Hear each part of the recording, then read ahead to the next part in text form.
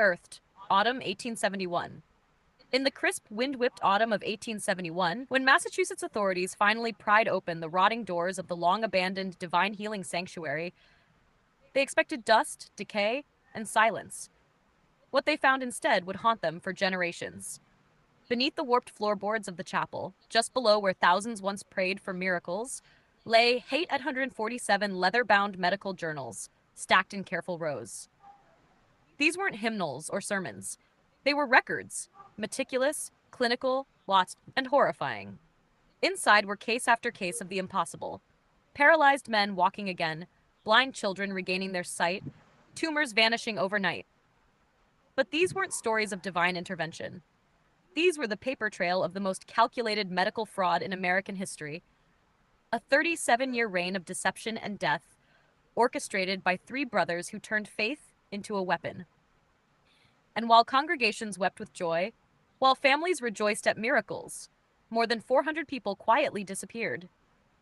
In the aftermath, Massachusetts sealed all 847 journals for 50 years. To this day, no church authority has ever acknowledged the sanctuary's existence. But tonight, we peel back the veil. We uncover the terrifying truth that was buried behind stained glass windows and sacred songs. But before we continue, this channel isn't for everyone. It's for the brave, the curious, the ones who don't flinch when history stares back with blood on its hands. So if that's you, subscribe, hit the bell, and tell me in the comments, where are you listening from? Because this didn't happen in a faraway land. It happened in our backyard. Act 1. The Arrival. Salem, 1834. The year was 1834. Salem, Massachusetts, still shadowed by its infamous witch trials, remained divided. Old Puritan bloodlines clashed with a new wave of evangelical fervor sweeping through New England.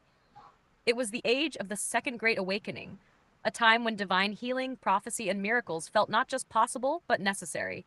People were hungry for hope. And into that spiritual vacuum stepped three brothers who promised heaven, but delivered horror. The Hawthorne brothers. Dr. Cornelius Hawthorne, 38, a Harvard-trained physician who had returned from Europe obsessed with merging medicine and mysticism. Charismatic, meticulous, and quietly merciless. Reverend Obadiah Hawthorne, 35, a preacher whose sermons could move entire congregations to their knees, a master manipulator of faith and fear. Ezekiel Hawthorne, 32, a former apothecary with an eerie gift for chemistry. Brilliant, reclusive, unsettling. His notebooks would later terrify forensic investigators. They purchased an abandoned colonial estate on the outskirts of Salem, 12 acres of pine-shrouded isolation, and began transforming it into the Divine Healing Sanctuary. To the public, a chapel, meditation chambers, and prayer rooms. But beneath the altar, a secret staircase led to something else, a laboratory. The most advanced chemical operation in the state, maybe the country. Distillation equipment imported from Germany, surgical tools sharpened to a whisper, and walls lined with Ezekiel's hand-drawn diagrams of the human nervous system. This wasn't a house of God. It was a machine built to engineer suffering and salvation. Act 4. The Theater of Healing. It always began the same way. Within days of their divine tea or spiritual blessing, victims began to suffer, tingling in the hands, numbness in the feet, blurred vision, strange growing lumps beneath their skin. The truth? The paralysis came from rare South American alkaloids. The blindness was caused by constricted ocular blood flow. The tumors were wax sacs, surgically implanted while victims slept. Then came the performance. Cornelius diagnosed the miraculous cases. Obadiah led candlelit prayer rituals lasting into the night. And Ezekiel, always silent, administered the divine medicine. In reality, the cure was the antidote to the poison they'd already slipped into their patients. Within days, the symptoms reversed. The patients recovered. And the audience, parents, spouses, neighbors, praised God for a miracle. Cameras were brought in, testimonies were signed, checks were written. Each healing cost between $500 and $2,000, a lifetime of savings for most families. And the Hawthornes justified every dollar. Miracles, they said, require sacrifice. By 1837, word had spread. Letters poured in from across the country, pleading for help.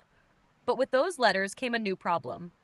Real patients, real diseases, and real diseases couldn't be cured with a staged reversal. Act 5th, the divine transition. When terminal patients arrived, stroke victims, late-stage cancer, congenital conditions, the brothers didn't try to heal them. They used a different strategy. Obadiah led intense prayers. Cornelius reassured families with gentle hope. And Ezekiel prepared his most dangerous recipe, divine transition medicine, a sedative cocktail that ensured the patient would never wake again. The next morning, families were told their loved one had been called home by God. The timing was tragic, but sacred. Death certificates were signed without question, and behind the scenes, their names were added to a second set of journals. The transition ledger, over 400 names, each death, calculated, painless, and undiscovered. For the Hawthorns, there was no sin, only the cost of reputation. To maintain the miracle, the sick had to die. Act 6, The Whitmore Revelation, October 1839. Margaret Whitmore, a widowed schoolteacher from Boston, arrived with her daughter Sarah. Sarah had developed strange symptoms: dizziness, vision loss, numb hands. No doctors had answers. Then came a letter from Dr. Cornelius Hawthorne. He had seen cases just like this. He had healed them. To Margaret, it felt divine. She and Sarah were welcomed warmly. Cornelius examined her. Obadiah prayed passionately. Ezekiel gave Sarah a tonic to prepare her soul. Within weeks, Sarah recovered. It was a miracle. Until Margaret, while packing, knocked over a small wooden box beneath her daughter's bed. Inside, glass vials, strange symbols, colored powders. Margaret copied the symbols and, upon returning to Boston, took them to her trusted apothecary. When he saw them, his face drained of color. Belladonna, that one induces blurred vision. Wolfsbane, paralysis. And this one, I don't even recognize it, but it looks like an antidote. Sarah hadn't been sick. She'd been poisoned, engineered into illness, then cured for profit. Margaret's blood ran cold. And just like that, the miracle cracked open. Act 8, The Apothecary's Warning. Back in Boston, the first thing Margaret Whitmore did was visit Mr. Henley, the aging apothecary who had provided remedies to her family since Sarah was a child. She unfolded the slip of paper, 3 strange symbols she had copied from the glass vials hidden beneath Sarah's bed. Henley adjusted his spectacles and leaned over the counter, but as his eyes scanned the markings, the color drained from his face. He looked up slowly. "Mrs. Whitmore," he said in a hushed tone, glancing toward the front door, "these aren't healing compounds. They're poisons." He pointed to the first symbol, a crescent fused with a starburst. Belladonna, blurred vision, dizziness, muscle failure. In the right dose, it mimics blindness. He moved to the second, a jagged slash through a crude skull. Wolfsbane, a neurotoxin, paralysis within hours, death if mishandled. Then he hesitated at the third symbol, a twisted, root-like knot. I've never seen this, but based on the notations, it's an antidote, a reversal agent, possibly engineered to target very specific compounds. The room spun. Margaret steadied herself against the counter. If these were poisons and antidotes, then Sarah's suffering had been a script, written in secret, performed with precision. Her daughter had never been sick. She had been made to suffer. And now Margaret knew why the brothers always healed what others could not. They weren't healers. They were designers of disease. The doubt seeded. That same evening, Margaret returned to Salem, paper clenched in her hand like a dagger. The Hawthorne brothers greeted her as if nothing were wrong. Obadiah even kissed her hand. Cornelius asked after Sarah. Ezekiel remained in the shadows, quiet as ever. When she presented the copied symbols, Cornelius squinted at them, his expression rehearsed.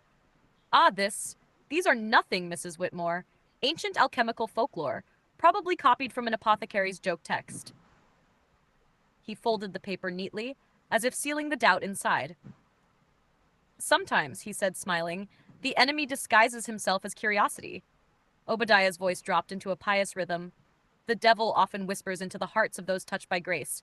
He makes them question what God has made whole." Margaret wanted to believe them.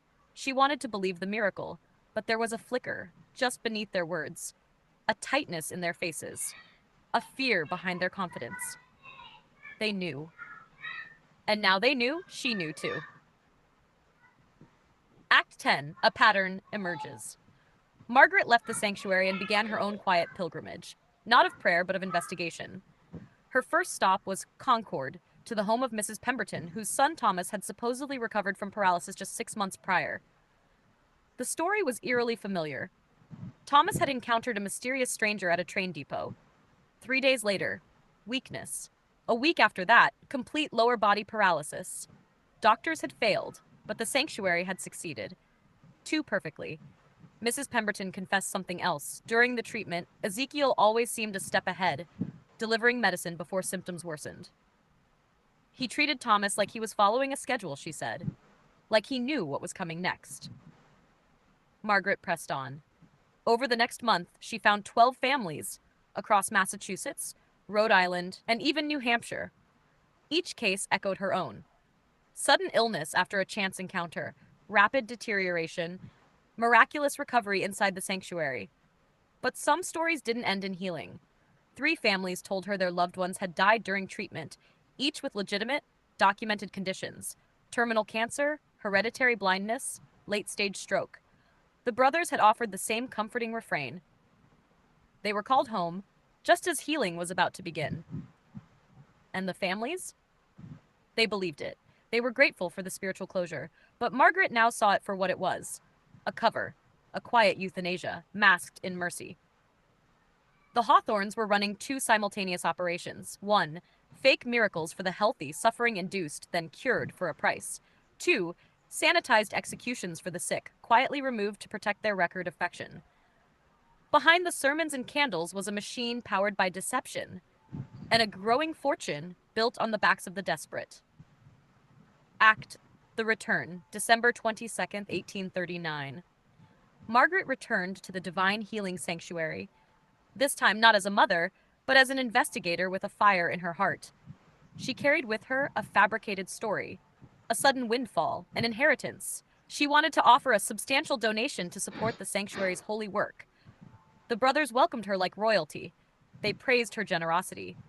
Obadiah offered blessings. Cornelius suggested she join their private dinner.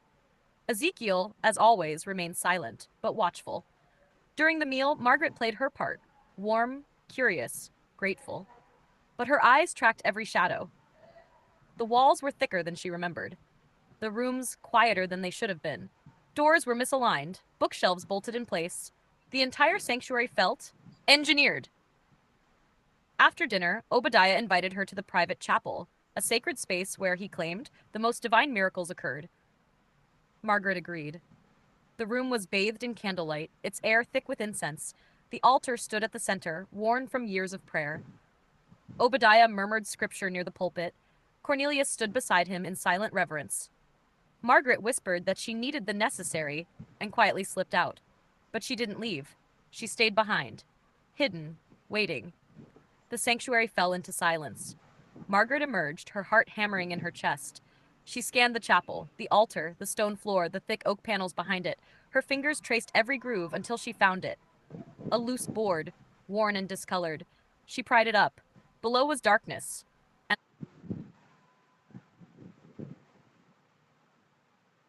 a ladder. She descended slowly, the cold seeping into her bones. What lay below would change the course of her life and expose one of the greatest deceptions in American history. When Margaret lifted the floorboard behind the altar, a breath of cold, stale air rose like a ghost. The flickering light of her lantern barely reached the first rung of the narrow, fading, spiraling staircase beneath her feet. She hesitated, her breath catching in her throat, then set her jaw and stepped down into the dark. The deeper she went, the colder it became, as though the very earth around her remembered the sins committed here. Later, she would describe what she found with just 7 words. It was the most horrifying sight of my life. Beneath the Divine Healing Sanctuary lay a cavernous underground laboratory, carved directly into the bedrock, a grotesque inversion of the holy place above. The walls were reinforced with timber beams, but they bowed slightly inward, like they were trying to forget what they held. Shelves stretched from floor to ceiling, packed with glass jars, vials, powders, and tinctures in colors that looked more at home in a dream or a nightmare. Strange symbols marked each vessel, some with numbers, others with ancient runes, etched in gold, blood red ink, or charcoal black. In the far corner, beneath a gas-lit sconce, stood Ezekiel's bench, an alchemist's dream twisted into a surgeon's nightmare. There were flasks and filters, bubbling tubes, and iron crucibles blackened by flame. A stack of patient profiles, handwritten in perfect penmanship, sat beneath a row of scalpels. The air was thick with contradiction, a blend of rosemary and rot, lavender and something sour and metallic that made Margaret gag. But none of that compared to what sat in the center of the room, the journals. Act 13, The Archives of Horror. Dozens of them, maybe hundreds, each leather-bound, each labeled in gilded letters, each one a monument to a life manipulated or lost. Margaret reached for the first, Divine Healings, Volume 2. She opened it with trembling hands and read the first entry aloud. Patient number 47, administered compound C7, paralysis inducer, via chamomile tea. Symptom onset within 72 hours, complete lower body paralysis by day 8. Administered C7 antidote during scheduled healing ceremony, day 21. Full recovery observed within 48 hours. Payment received, $800. Photograph added to testimonial collection. Every entry followed the same cold script. Create the illness, rehearse the miracle, collect the reward. The deception wasn't just calculated, it was routine. Then, she opened a second volume, Divine Transitions. The title alone chilled her. These weren't healed, they were silenced. Patient 23, pre-existing paralysis from cerebral stroke. Administered compound X4, morphine-based, during evening prayer session. Time of expiration, 11:30 p.m. Family informed of divine calling. Payment received, $1,500. Body treated with preservation compound. No autopsy requested. Dozens. Dozens of these. People who came with real illness and left in a coffin, their deaths disguised as divine mercy. This was not faith. This was murder in holy robes, the workshop of disease. Margaret pressed deeper into the lab. In the shadows of a stone alcove, she found what could only be described as a surgical theater, lit by a single hanging lantern. A cold, iron table dominated the space, its surface stained with age. Next to it, blood-stiffened cloths, syringes, wax molds, scalpel trays, and glass jars labeled T compound, tumor insertions AF, wax formula flesh tone. This was where the brothers fabricated sickness, implanting wax tumors, performing mock surgeries, then removing the growths in front of weeping families as part of the healing spectacle. It was faith-based theater, scripted in flesh and blood. She discovered more notebooks, Ezekiel's personal ones. Page after page of anatomical diagrams, dosage experiments, records of symptoms by toxin, nerve responses by compound. C9 induces memory haze, useful for false dreams and visions. Combine X2 with laudanum to produce divine calm. Wax insertions must be within 0.3 centimeters of nerve clusters for believability. He had built a chemical empire of artificial miracles, and no one had ever questioned it, because everyone wanted to believe. Act 15, The Ledger of the Damned. Tucked inside a locked drawer, Margaret found the final truth. The ledger. Bound in worn black leather, the book listed every transaction, every name, every death. Total revenue, $40,128.72. Average treatment cost, $1,075. Patients healed, 389. Patients transitioned. At the back, she found a section titled Franchise Interest and Expansion. Letters from partners in Philadelphia, Savannah, New Orleans, all asking how they might replicate the model in their own towns. Some even requested starter kits, poisons, antidotes, and sermon templates. The sanctuary wasn't a one-time operation. It was a blueprint for a national network of spiritual deception. This wasn't just crime. This was doctrine turned into business. Faith turned into currency. And the Hawthorns were its prophets. Act 16, The Moment of Truth. For 3 long hours, Margaret worked in silence. She copied names, dates, dosages, symptoms, death records. She matched entries to families she'd interviewed. It was all true, more horrifying than she had ever imagined. The Divine Healing Sanctuary was a machine, carefully engineered to convert faith into profit, pain into performance, and death into doctrine. When she finally climbed the narrow staircase, lantern in hand, the first flakes of snow had begun to fall across Salem. Her dress was damp with cellar dust. Her fingers ached from writing. Her heart was pounding. But her will was iron. She didn't cry. She didn't pray. She just looked back at the altar and whispered to no one, "This ends now." She knew what had to come next: expose the Hawthorne brothers, confront the world, shatter the myth, and ignite the fire that would finally burn the sanctuary down. Would you like me to continue with Act 17, The Confrontation, where Margaret faces the brothers, puts her plan into motion,